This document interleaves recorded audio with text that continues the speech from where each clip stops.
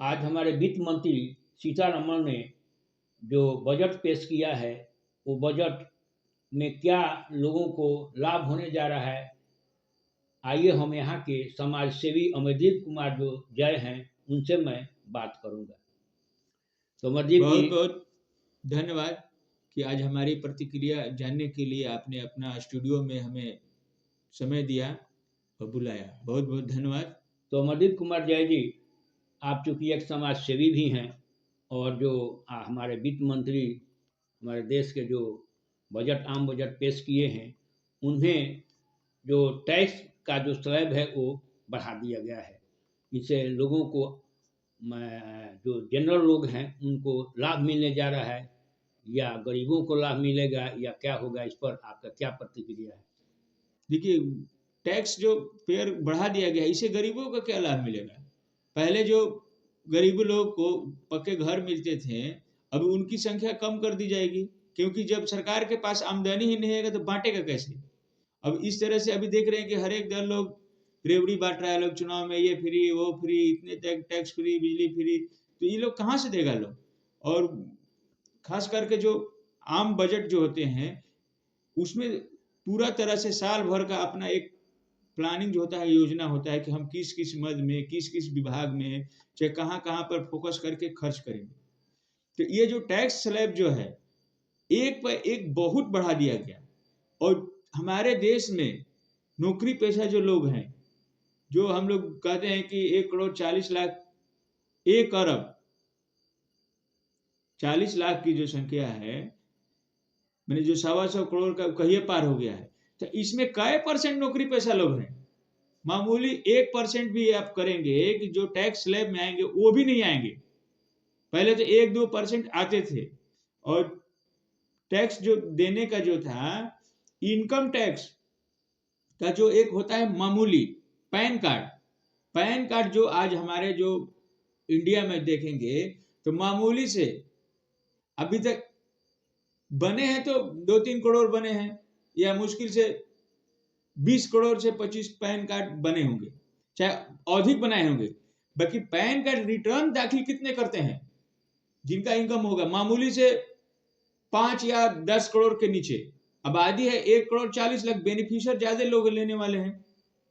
जिस तरह से आपका राशन फ्री जो है, ऐसे भी रेट कम है, सब्सिडी का खेल चल रहा है, तो सरकार के पास आएगी, आमदनी होगी, तब ना वो देगा। तो एक तरह से तो एक ही बोझ पे बोझ, गरीब को गरीब ही और फासला बढ़ता जाएगा, गरीब और अमीर का एक फासला बढ़ता जाएगा। अभी इसको एक तरह से जो नहीं, अपने सरकार करे कि मीडियम जो लोग हैं उनको राहत मिलेगी। मीडियम लोग कैसे राहत मिलेगी जब उन मीडियम लोग के पास इनकम जो होते हैं? अब मीडियम लोग कितना, अभी मोबाइल को और ई रिक्शा इलेक्ट्रॉनिक वाहन को रेट कम किया, कितने लोग इलेक्ट्रॉनिक वाहन चलाते हैं? रोड पे तो चलने का जब रहबे नहीं करेगा, रोड गड्ढे रहेंगे, रोड टूटी फूटी रहेंगे, तो वहां पे इलेक्ट्रॉनिक वाहन जो नीचे रहता है, चक्के के समीप में जो उनका बॉडी टच रहता है, कैसे गड्ढे में पार करेंगे? बैलगाड़ी तो है नहीं।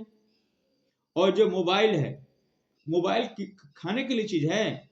मोबाइल चलने की, मोबाइल तो सस्ता है कि जो टेक्नोलॉजी का चीज है, और लोग एक दूसरे के साथ आदान प्रदान करेंगे। जिससे वाहन सस्ता हुआ है, तो वाहन तो लोगों गरीबों को तो लाभ नहीं मिलेगा, आज तक देखे हैं जो कि और प्रदूषण भी कम होगा। कितनी परसेंटेज है? जब वाहन के लिए चार्जिंग पॉइंट कहाँ है? अभी ई वाहन जो आप कर रहे हैं, तो ई वाहन बस ट्रक कहाँ देख रहे हैं? बड़ा वाहन, ये छोटा वाहन जो आप देखे होंगे, स्कूटी देखे होंगे, इनकी रेट क्या है? और इनके जो ई वाहन जो स्कूटी आने से क्या पेट्रोल और पंप जो है, कार भी आ गई है ना। कार भी आ गई, ये लोग उसी का ना रेट कम किया है लोग। तो चार्जिंग पॉइंट हो कितने किलोमीटर जाती है?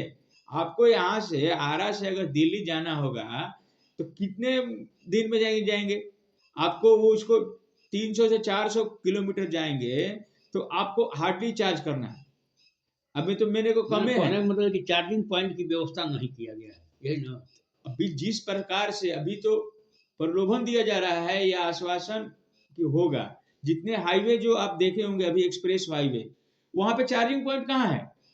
और जो अभी खास करके जो राजधानी है, देश का राजधानी, अभी हमारे पास, चाहे हमारे यहाँ देखेंगे कि कितने पुराने वाहन हैं।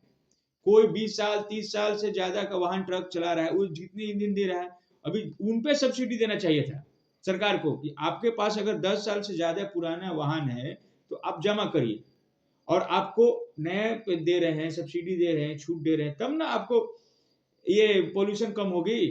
अब पुराना वाहन अपन रखे हैं, पुराना वाहन, तो ये इलेक्ट्रॉनिक देने से क्या फायदा, उनको रखने का साधन नहीं होगा, ऐसे ही कबाड़ और कचरा रहेगा।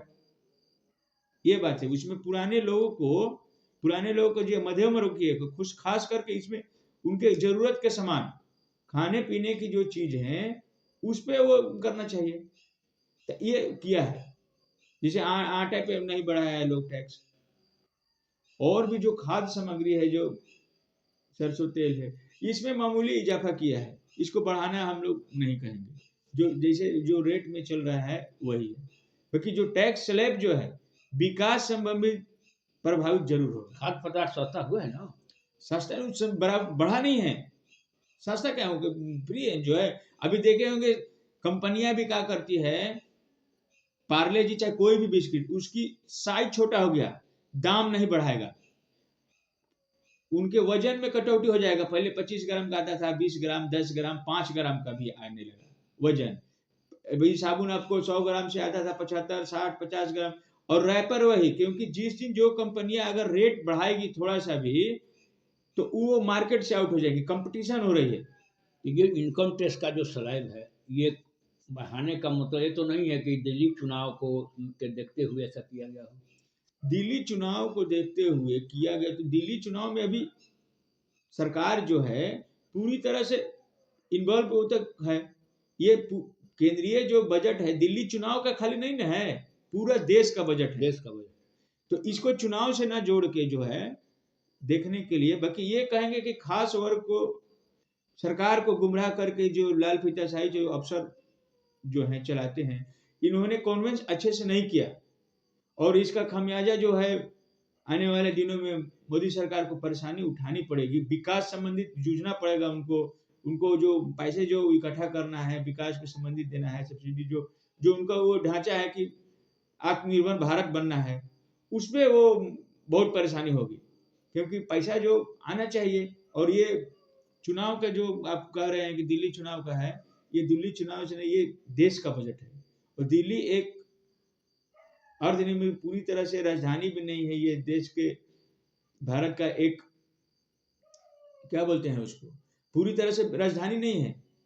एक तरह से वो वहां पे राज्यपाल गवर्नर के अधीन है, ये चीज है।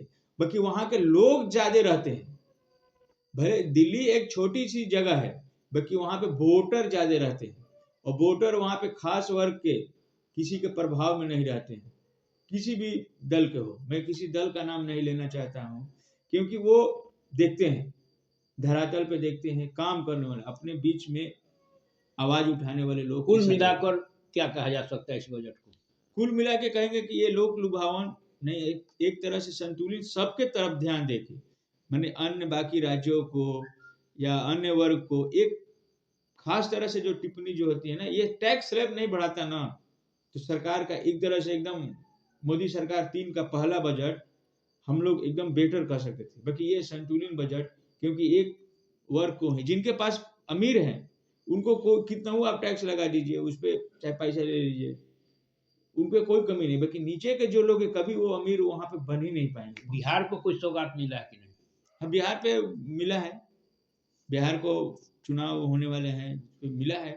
2 वित्त निगम बोर्ड यहाँ बनने वाले हैं, खास करके मखाना जो उद्योग है जो यहाँ का है, उसको बढ़ावा देने के लिए एक बोर्ड का गठन, और पूरी तरह से क्या बोलते हैं, खाद्य को जो मखाना जो है पूरे भारत में या भारत के बाहर भी ब्रांड को मिला है। तो मखाना के जो किसान जो भाई हैं जो खेती करते हैं पानी में, जो उन ले के लाभ है, मखाना का यहाँ का व्यापार बढ़ेगा, यही बिहार को लाभ मिला।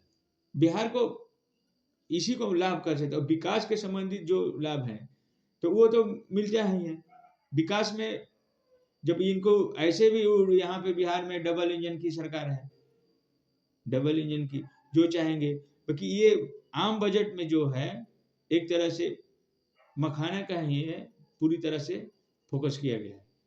अभी आगे आप देखेंगे कि जो स्लैब कौन कौन राज्य का जो हिस्सा होता है, क्योंकि जो राज्य जिस हिसाब से टैक्स देता है उसी हिसाब से उन लोगों को वापसी देती है।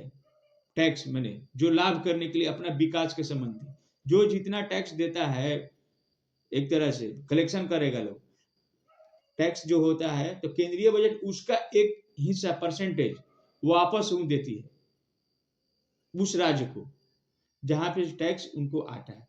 अभी हर एक राज्य से भी टैक्स वेयर कम हो जाएंगे, टैक्स ही नहीं आएगा, क्योंकि हर एक जगह पे तो टैक्स का लोग है ना। अभी सारे चीज 12 लाख में आ जाएंगे।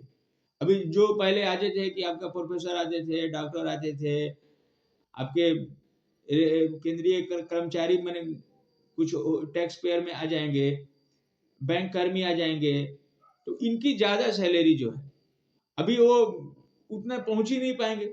अभी भी ऐसे भी नौकरियों की जो संख्या कम होती जा रही है, और नौकरी में सभी लोग रेगुलर नियमित नहीं। अभी नियमित को भी क्या क्या है कि अभी जिसको क्या बोलते हैं टेम्पोररी कहेंगे या कार्य प्रणाली पे रखा है लोग, नियमित बहाली करके भी नहीं, इसको एजेंसी के माध्यम से करा रहा है लोग, ठेके के माध्यम से करा रहा है, और ठेके के लोग शोषण करते हैं, वो लोग इतना टैक्स पेयर थोड़े करते हैं। और जो एजेंसी को जो मिला है, जो कंपनियां को जो मिला है एजेंसी, जैसे रोड या हाईवे बनाते हैं या सफाई कर्मी की एजेंसी है या आपकी गवर्नमेंट है, तो वो टैक्स पेयर में आती है। ठीक है सर, वो एटीजी छूट लेती है संस्थाएं, एक मिनट सुन लीजिए, छूट लिए हुई है, तो वो कहां से टैक्स देगी? तो टैक्स कलेक्शन जो होना चाहिए ये दायरा बहुत बढ़ा दिया गया है। ये मैं आपके चैनल के माध्यम से नौकरी करने वाले लोगों को तो लाभ हो गया ना। हाँ, उनको नौकरी करने वाले का लाभ, सरकार को लाभ नहीं हुई, सरकार को विकास नहीं होगा, लेकिन व्यक्तिगत रूप से तो नौकरी पेशा करने वाले लोगों को तो लाभ हो गई। नौकरी पेशे करने वाले को लाभ, ये 1 या 2% वाले को लाभ हुआ, सभी नौकरी पेशे वाले लोग को लाभ नहीं हुआ। ये नौकरी पेशे वाले लोग सभी ये भ्रम में नहीं रहे, क्योंकि वो स्लैब में आएंगे तब ना भाई। ऐसे भी जो वो स्लैब में आते हैं नौकरी पेशा हायर जो है, उनको बेनिफिट हुआ वो, और उसको बेनिफिट क्या हुआ, वो तो पहले से ही अपना उपाय सब बचाए रखे हैं। ट्रस्ट, एनजीओ, जो सोसाइटी, वो टैक्स बचाने के लिए अपना अन्य तरह से मार्ग खोले हुए हैं, रास्ता बनाए हुए हैं। इस तरह से जो होना चाहिए कि ये सभी नौकरी पेशे वाले को नहीं, क्योंकि वो पहुंचेंगे ही नहीं। अब मान लीजिए एक प्यून है, एक कर्मचारी है, उनकी सैलरी कितनी होगी? 30-40, हार्डली करके वो 50,000, नहीं तो अभी तो वो 10-15 हजार के नौकरी के लिए मारा मारी हो रही है। वो टैक्स पेयर में नहीं ना पाएंगे, पहले भी नहीं आते थे, अब भी नहीं आएंगे, तो उनको लाभ कहां से होगा? वो तो और एक तरह से विकास के लिए सभी को भागीदारी है ना। रोड तो सबको चाहिए, या ये थोड़े है कि वो टैक्स पेयर है तो उनको नहीं देना चाहिए, गरीब है अमीर, बाकी मध्यम वर्गीय है। अब विकास ही नहीं होगा तो कहां से होगा? आज हम लोग देखिएगा आरा की स्थिति का है, आरा शहर में रोड को विकास के सब पैसा है कि फंड नहीं है तो ये नहीं है, नालियां नहीं है, तो ये कुल मिलाकर इसे क्या कहा जाएगा? कुल मिलाकर हम लोग इसको संतुलन बजट कहेंगे। एक ही तरह से फोकस करेंगे कि संतुलित बजट है, नहीं आपका है नहीं हमारा है। ये टैक्स पेयर जो छोड़ के, टैक्स पेयर को इसको एक तरह से जो होता है ना, दाग ही होता है जिसे पूरी तरह से चांद खिली हुई है, देखे होंगे, अगर उसमें ग्रहण लग जाता है तो उसको क्या बोलते हैं। तो इसी तरह से टैक्स पेयर मोदी सरकार में इतना स्लैब जो बढ़ा दिया है, मैंने सभी तरह से खाना बनाए, मैंने अच्छा खाना बनाए, बहुत सारे कारीगर बनाए या खाना बनाने वाले थे, अब उसमें थोड़ी सी नमक अधिक पड़ गया, तो उसको क्या कहेंगे? इसी तरह से ये मोदी सरकार का आम बजट, मोदी सरकार 3 का ये पहला आम बजट है टैक्स पेयर को लेकर। तो अभी आप सुन रहे थे अमरीत कुमार जय जी से कि जो आम बजट पेश हुआ है इस पर इनकी क्या प्रतिक्रिया थी। इनका कहना है कि जो टैक्स की जो छूट दिया गया है ये आने वाला समय में विकास को प्रभावित करेगी।